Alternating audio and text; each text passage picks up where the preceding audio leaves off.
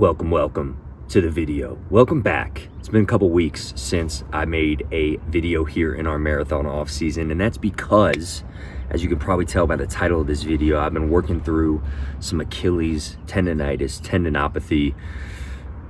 It hasn't been very fun.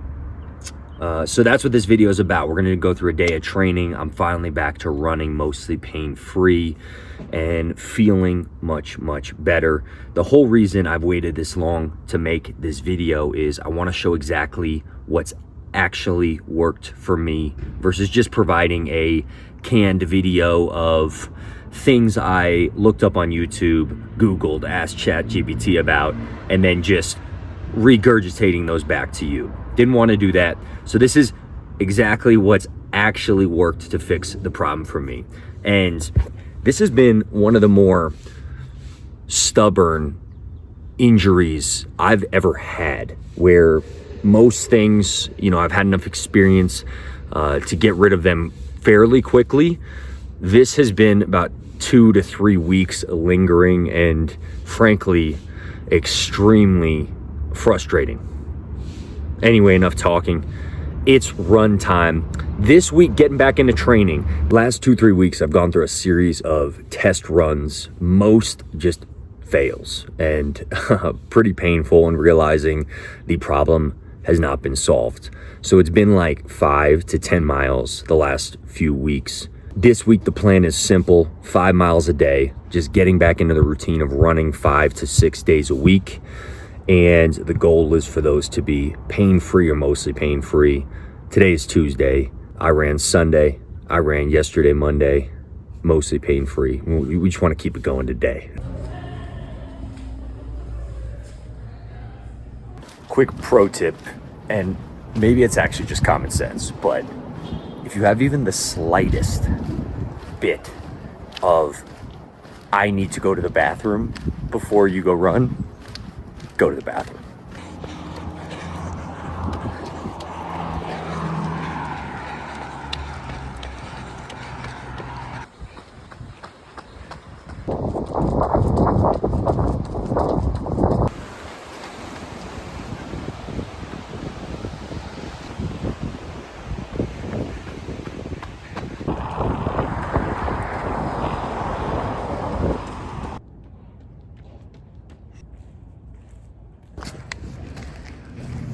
Easy money.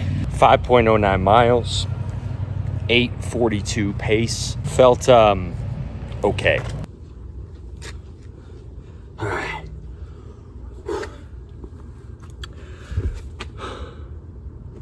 Fucking air. All right. Let's tug this back. Tug this back. So 5 easy miles, 8:42 minute per mile pace. The first half was all up the Boulder Canyon, so all uphill. Started to feel the Achilles a little bit, and then come back down, could feel it. I took like a minute break at one of the stoplights, and then the last mile totally pain-free. Just a little touch and go, I think, at this point, but I've run 3 days in a row now, 15 miles the last 3 days, which is more than I've run like the last 2 weeks combined. So that's super positive. Look at this drawstring. Who needs a string this long? When you tie them up, look at this. It's like dog ears. These are Nike basketball shorts. I obviously don't run in these very often or ever.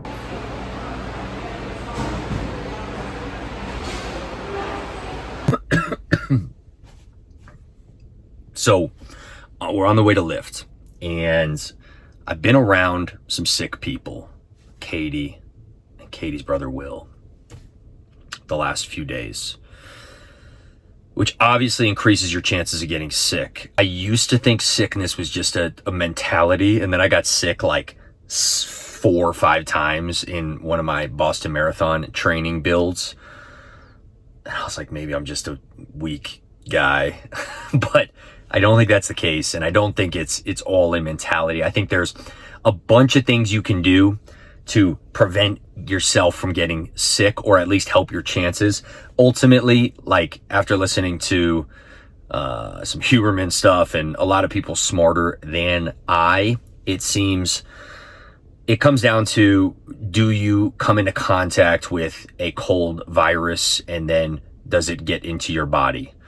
So first principles on not getting sick: wash your hands, don't be around sick people, etc., etc. But all that to say, I've been around some sick folks. I think it's kind of in my head at this point, right? Where like, you're like, am I having body aches, or am I just, in my head about it and thinking I'm going to get sick? But I want to do everything I possibly can to try to not get sick, because that sucks. So we stopped at, you can see right there, Natural Grocers, to get some zinc lozenges. I think zinc is a tried and true, pretty proven thing to at least help with the passage of a cold or prevent it altogether. But I take a multivitamin, I'm eating good food, I'm moving my body, drinking a lot of water, I'm doing everything I possibly can. But we're gonna go get some zinc lozenges to just, try to get that 1 or 2% extra and maybe fight this thing off. This store just smells healthy. But 4 bazillion supplements here. Find the zinc. And actually I was gonna only get 1 package, but I'm gonna get some for the whole fam. Let's get everybody healthy. Oh, not 3 though. Thought it would be good to do a little voiceover for the lift, something different from the horrendously awesome AI music that usually accompanies these.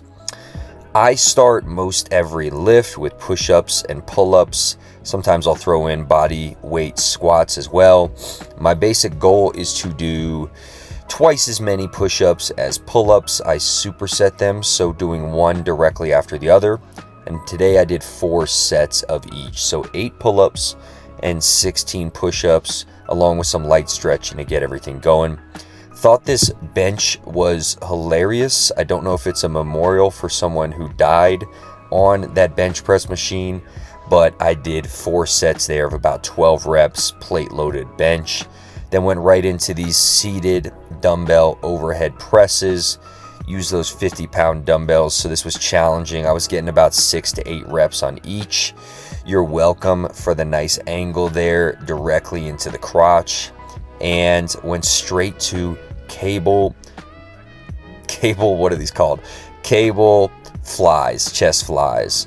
I like to put 1 foot forward, put the cables at about shoulder height, a little bit below, and trying to keep all movement just at my shoulder joint. In other words, keeping my elbows still to keep the movement just in that single joint.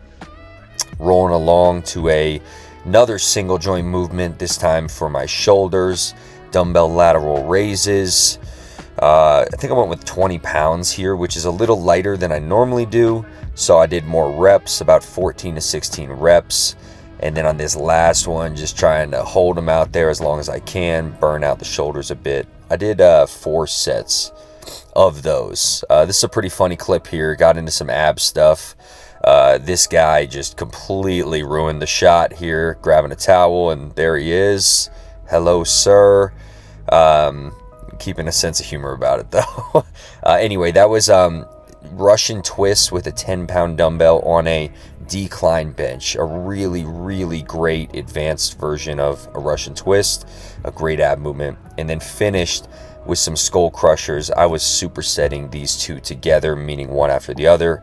This is the king tricep movement, in my opinion, and I need to do them more often.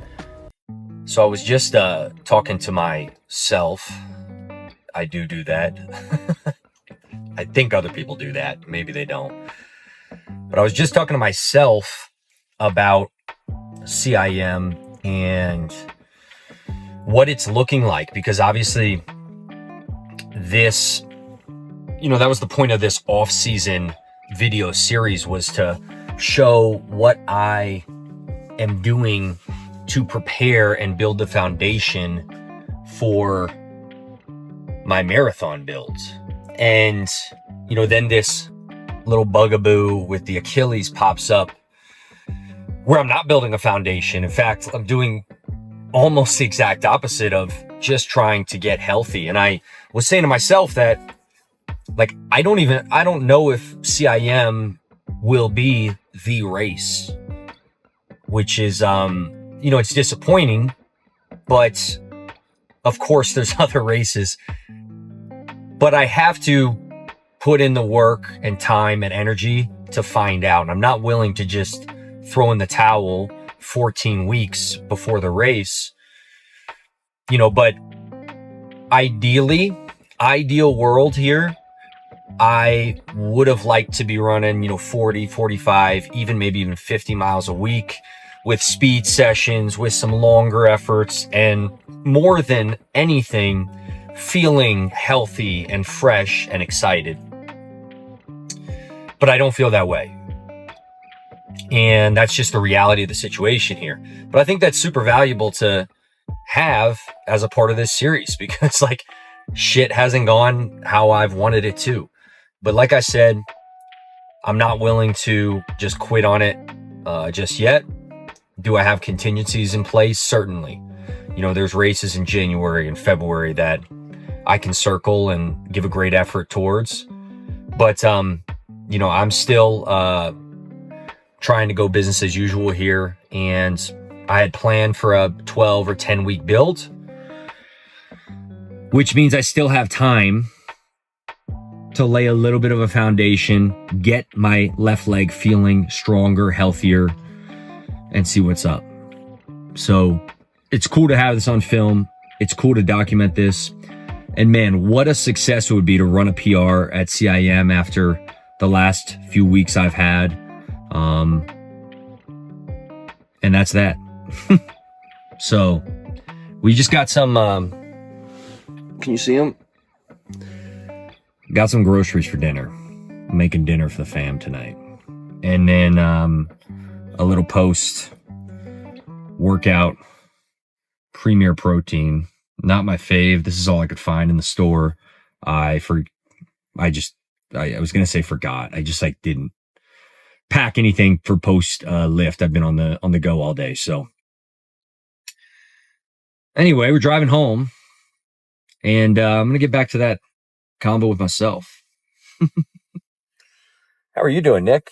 I'm good, man. Thanks. That's not what it sounds like, I promise. Keeping it real simple. White rice, ground beef, avocado, and then this Kinder teriyaki. I broke the top. Boom. Sauce it up. Simple, easy, delicious.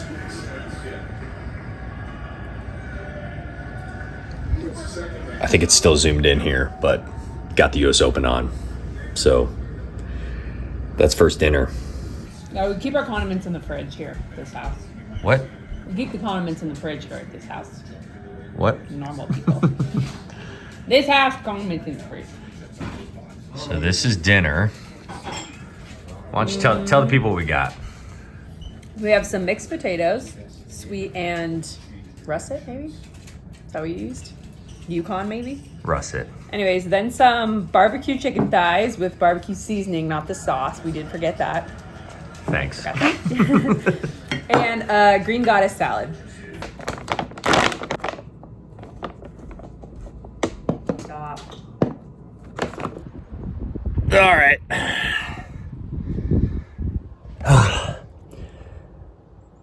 We're at the meat and potatoes of this video, talking about the Achilles. Sorry it took me so long. I'm going for my run today on Wednesday. Ah, fuck. I don't have the shoes I wanted to wear. That's a little disappointing. All right. All good. Got another pair in the car.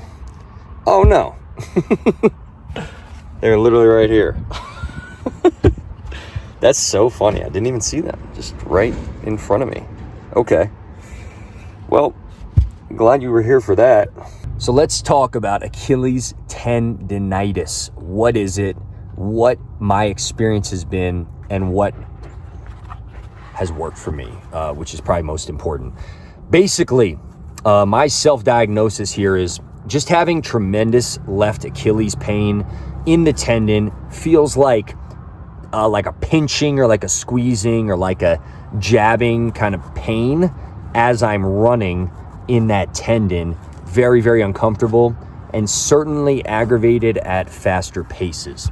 Now, the interesting thing about this versus like a muscle strain that I've experienced in the past is once I stop running, it pretty much goes away and I'm good. Not a lot of pain. I can walk around fine, all good. That's how my main diagnosis of tendonitis there. However, the point is when running, very, very painful, very uncomfortable, and just feels like something is not right. Next up, where did it stem from? For me, I can trace it back to a hard workout on the track. Very, very fast reps. My calves were extremely sore and tight the next few days. And then I comboed that with playing basketball, which I love to do, playing on a men's league team, but just playing very hard, a lot of pressure on that tendon, a lot of jumping, landing, quick explosions. Not great for your Achilles tendon, which is probably why you see so many Achilles tendon ruptures in basketball, right? Just didn't really give it a lot of rest. Then went to Manhattan, did the Manhattan loop. And I think all in all, that just was aggravating. Let's talk about the reason for this video. What has worked for me?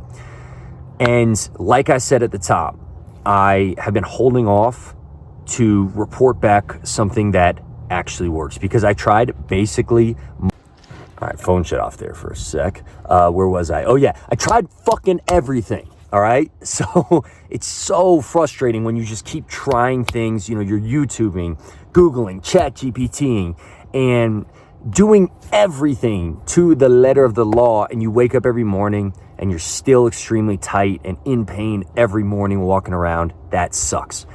But I stumbled upon something that works. It's going to be on brand for me, and you're probably going to be like, I waited this whole video, watch you talking to yourself and shit for this. But I will run through everything that I've tried, and then I will tell you the one thing that has probably pushed me forward 90 to 95% of the way towards being healthy, completely or almost completely removed pain, and almost immediately helped. So I've done, let's see, go through all the classics. Foam rolling. I've gotten in there with a lacrosse ball into my calf, foam rolled my calf, lacrosse ball in my foot, softball or other types of manipulation into my calf, massage for my calf. I've done manual manipulation of like the tendon area. So here's the tendon, just kind of getting in here and really massaging in there. I've done manual manipulation of my calf here with my hand and just trying to dig in there myself. Ice, so ice bath of the foot tendon, contrast therapy, so going ice to hot. Stuff from like Squat University, so strengthening, so isometric holds. That's just this right here. Boom.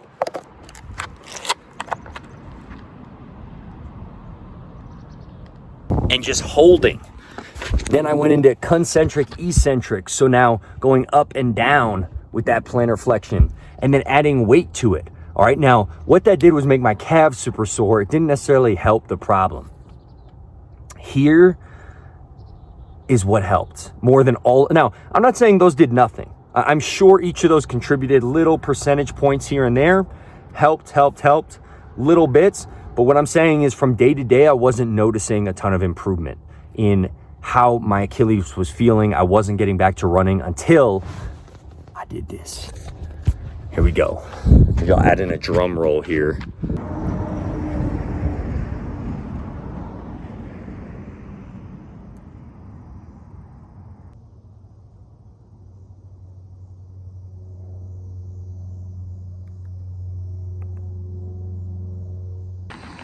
So yes, I know you might be saying at this point, like, is this guy fucking serious? He's like just telling me to stretch again. But it's the honest to God's truth.